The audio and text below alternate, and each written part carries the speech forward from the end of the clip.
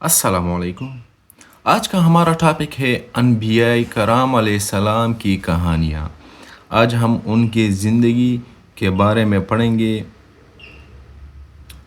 سب سے پہلے موضوع جو آج کا ہے وہ ہے حضرت آدم علیہ السلام کی تخلیق۔ کیا آپ جانتے ہیں کہ انسان کی تخلیق کیسے ہوئی اور کیوں ابلیس نے سجدہ کرنے سے انکار کر دیا؟ اللہ تعالیٰ نے جب زمین پر انسان کو بھیجنے کا ارادہ فرمایا تو سب سے پہلے حضرت آدم علیہ السلام کو مٹی سے پیدا کیا۔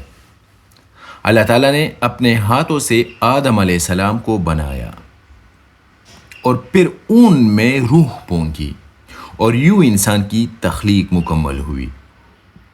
پھر اللہ تعالیٰ نے تمام فرشتوں کو حکم دیا آدم علیہ السلام کو سجدہ کرو۔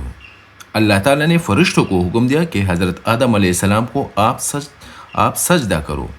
تمام فرشتوں نے فوراً سجدہ کیا، لیکن ایک نے انکار کر دیا اور وہ تھا ابلیس۔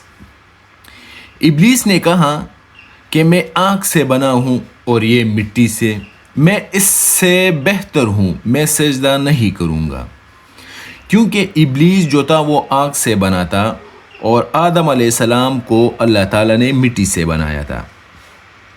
یہ غرور ہے، یہ تکبر ہے، اس کی تباہی کی وجہ بن گئی۔ اللہ تعالیٰ نے فرمایا نکل جا یہاں سے، تم مردود ہو۔ بس پھر یہی سے انسان اور شیطان کی دشمنی شروع ہو گئی۔ ابلیس نے قسم کھائی میں انسان کو ایسا گمراہ کروں گا کہ اس نے کبھی سوچا بھی نہیں ہوگا۔ لیکن اللہ تعالیٰ نے انسان کو عقل، ہدایت اور حق کا راستہ بھی دکھایا ہے۔ یہ واقعہ ہمیں سکھاتا ہے تکبر انسان کو تباہ کر دیتا ہے اور عاجزی انسان کو بلند کر دیتی ہے۔ اگر آپ مزید اسلامی ہسٹری جاننا چاہتے ہیں تو آپ ہمارے چینل کو لائک کریں اور سبسکرائب کریں۔